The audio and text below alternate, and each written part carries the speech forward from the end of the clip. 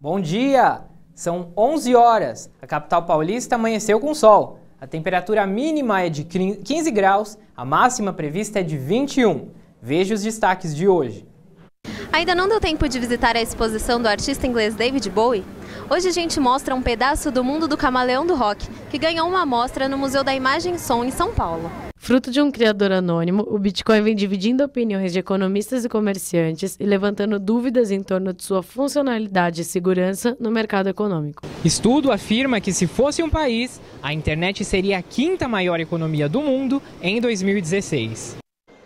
Musical sobre Elis Regina chega a São Paulo. Bom dia, está no ar o MAC Notícias.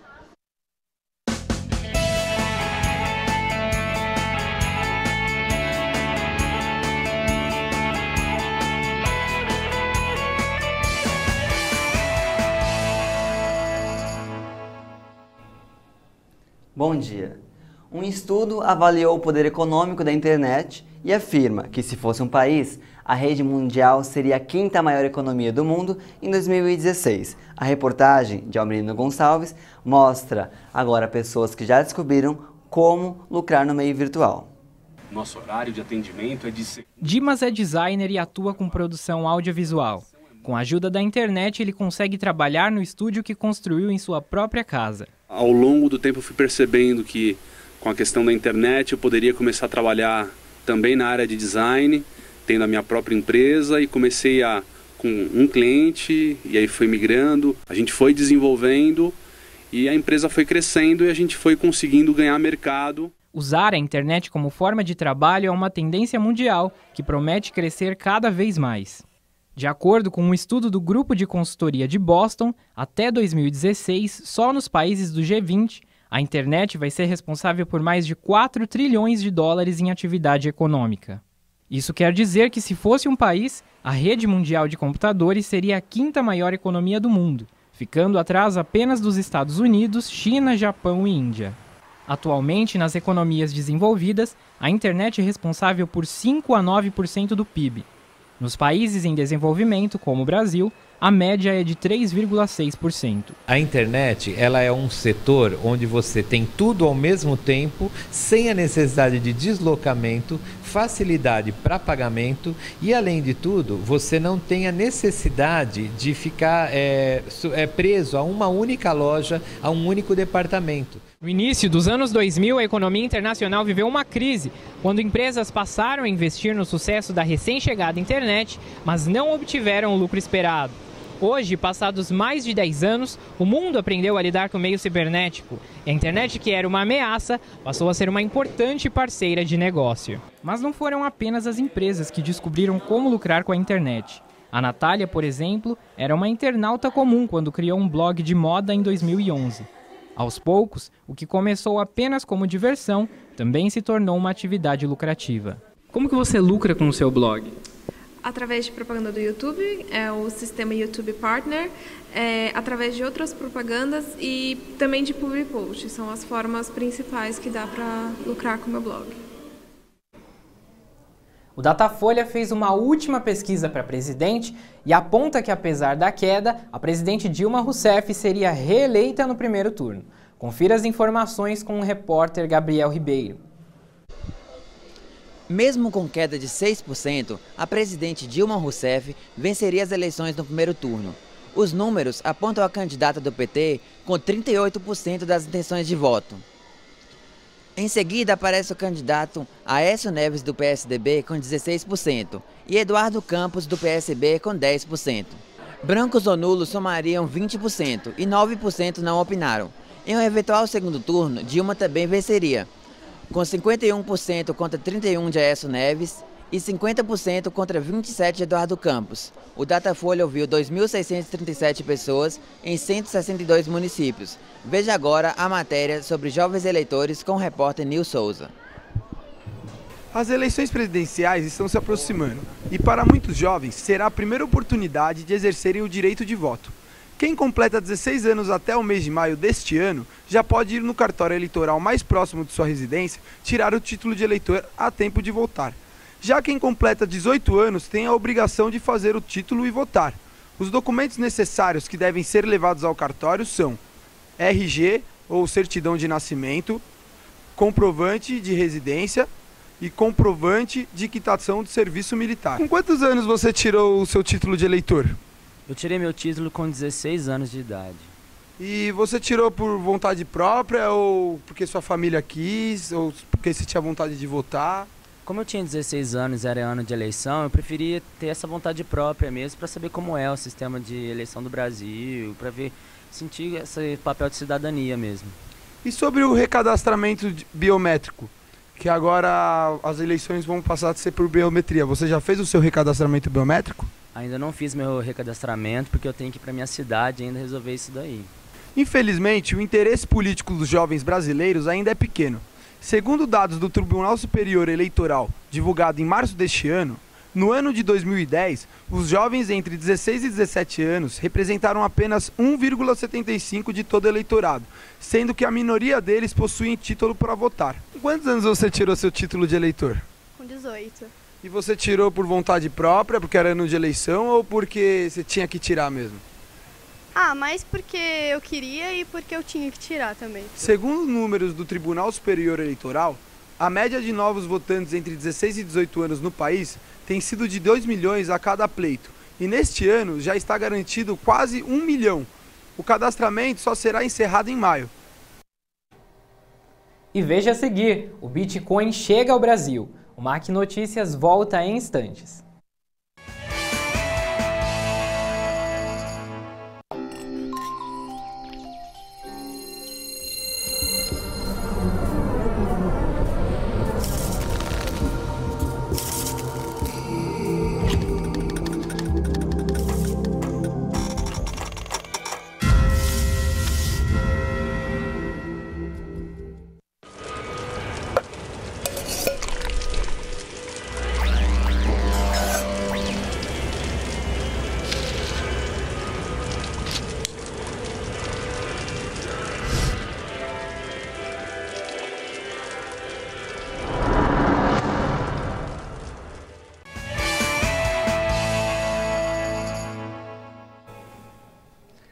A nova moeda digital, conhecida como Bitcoin, vem causando polêmica desde o início de 2014.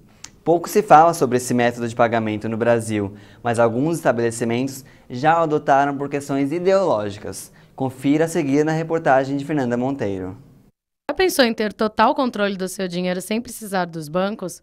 Hoje vamos mostrar a nova moeda digital chamada Bitcoin que te dá essa chance. Um bar na Vila Madalena nos ajuda a entender melhor. E no bar e bicicletaria Las Magrelas para mostrar como funciona esse método de pagamento que vem causando tanta polêmica no mercado. Assim, a questão ideológica por trás da criação do Bitcoin foi o que mais me interessou. Hoje em dia eu acho que o Bitcoin está crescendo muito no mercado e necessariamente é uma criptomoeda que vai pegar, assim, ainda mais indo agora para a Bolsa de Valores e tudo mais.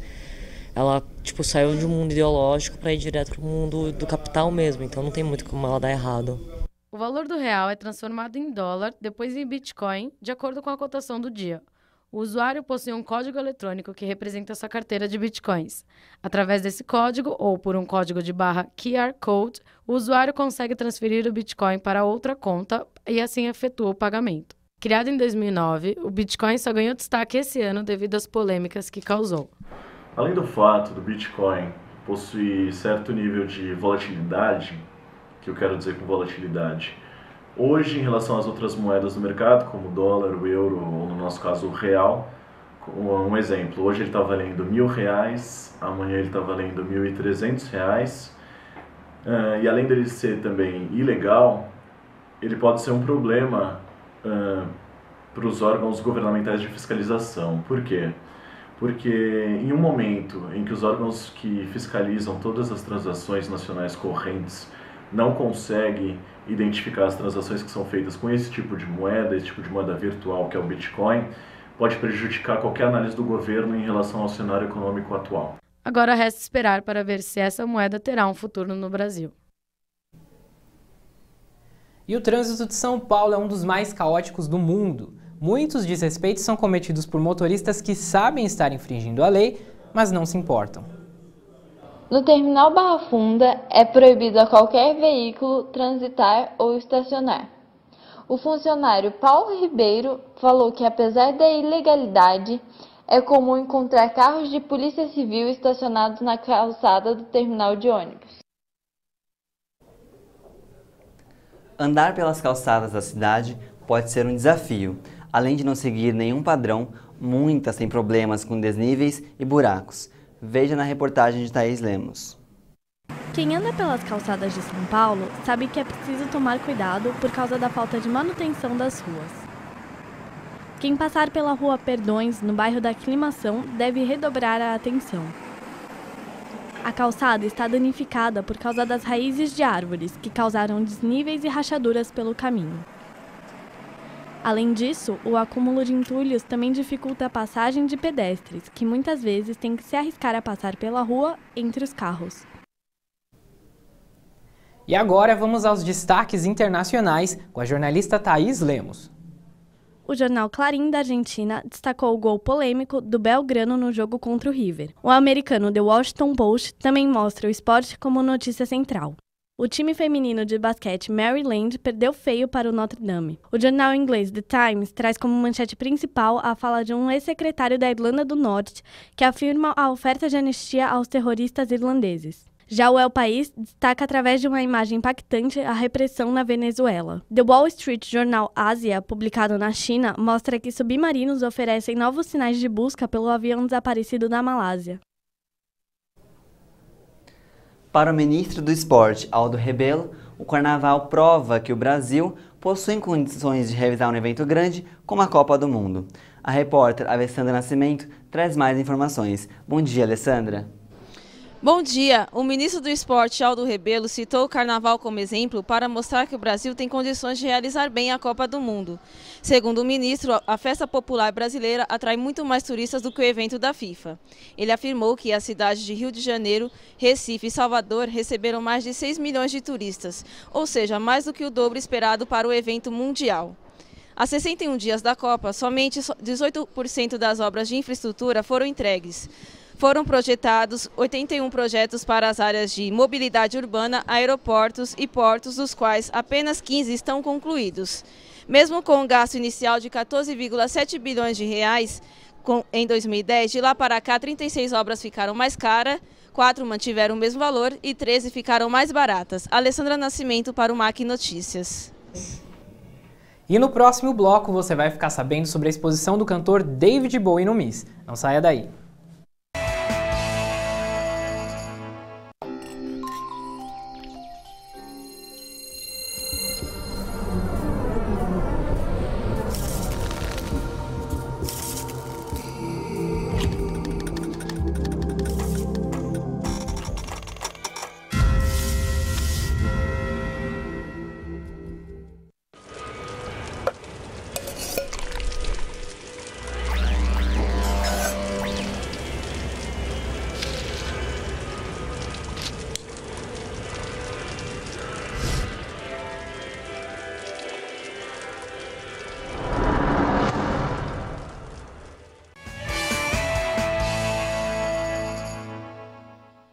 Praticar exercícios físicos após os 60 anos pode garantir uma vida mais saudável através de muitos benefícios. O repórter Ângelo Augusto traz mais informações.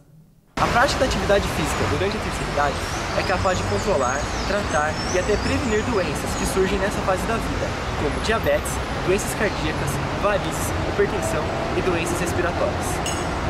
Essa prática da atividade física também proporciona ao idoso melhor qualidade de vida, dando a ele melhores noites de sono e estabilidade do peso. Hoje estamos aqui na Praça Buenos Aires para conversar mais com essas pessoas. Pratico pilates e spinning. Com que frequência? 3 vezes por semana. E ando muito porque eu já abandonei o carro há muitos anos. Caminhar e correr são atividades físicas mais desenvolvidas em nosso cotidiano. Aliás, vivemos em uma cultura onde tempo é dinheiro e nos apressar para realizarmos tarefas é sempre vantajoso.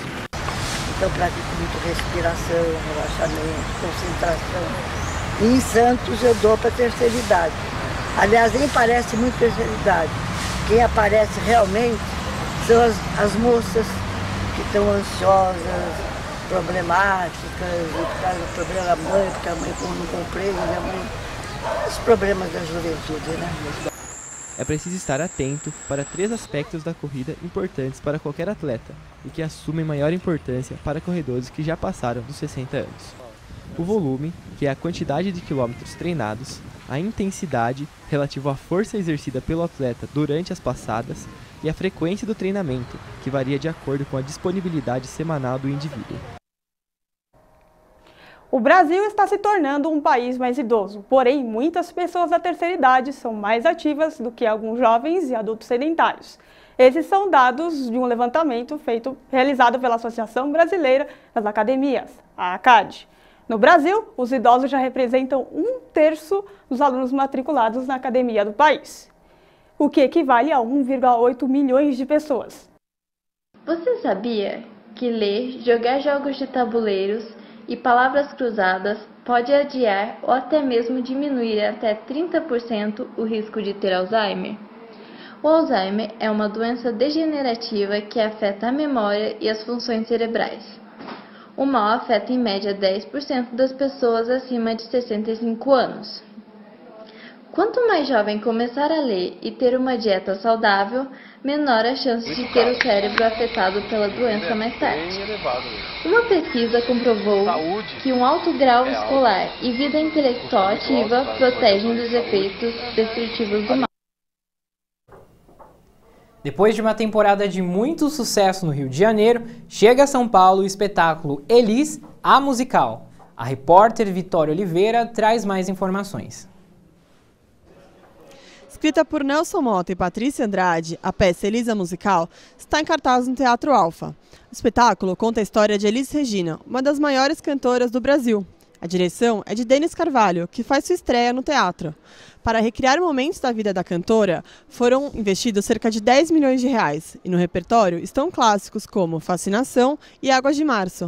O musical está em cartaz de quinta a domingo e o Teatro Alfa e os ingressos que podem ser adquiridos na bilheteria do teatro variam de R$ 40 a R$ 180 reais. O Teatro Alfa fica na rua Bento Branco de Andrade Filho, número 722. Também em cartaz em São Paulo está a exposição David Bowie. Veja na reportagem de Mariana Silva.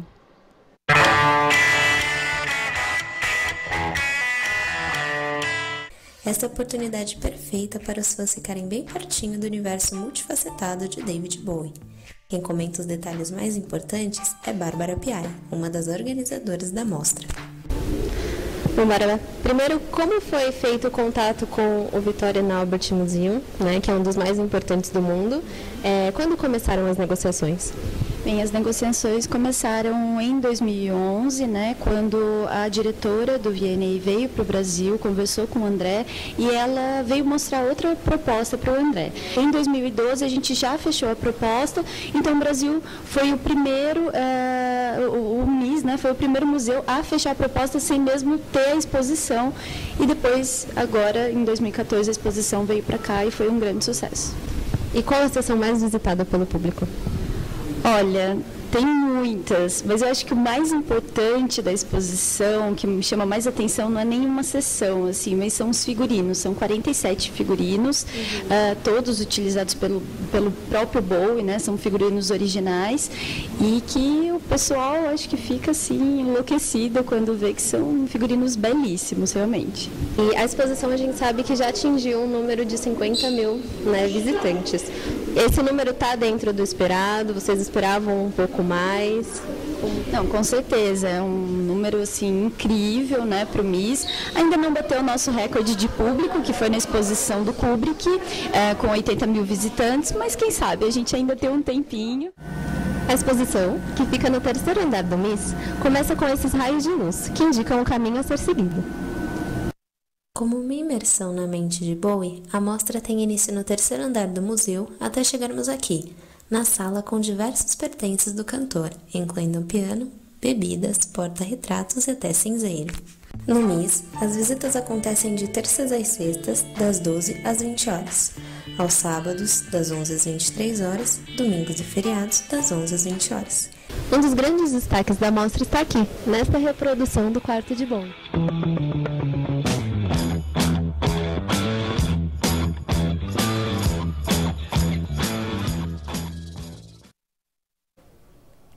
E o Mac Notícias fica por aqui. Um bom dia a todos. Bom dia, mas antes, fiquem com a crônica de Vinícius Máximo. São Paulo City. Essa que engloba tantas tribos, tantos gêneros, tantos climas. De manhã, o estresse do trânsito a caminho do trabalho segue a beleza oculta ali. Entre prédios, muros, fios, carros e faróis, não se enxerga que o que completa a beleza desta imensa metrópole é a sua arte. Diferente do que se pensa, é a arte de rua que torna São Paulo tão atraente. Ao lado de grandes ícones turísticos, como a Avenida Paulista, encontra-se ao seu redor diversos tipos de manifestações artísticas. É através do grafite que vemos as aspirações, críticas e descontentamentos do povo paulista.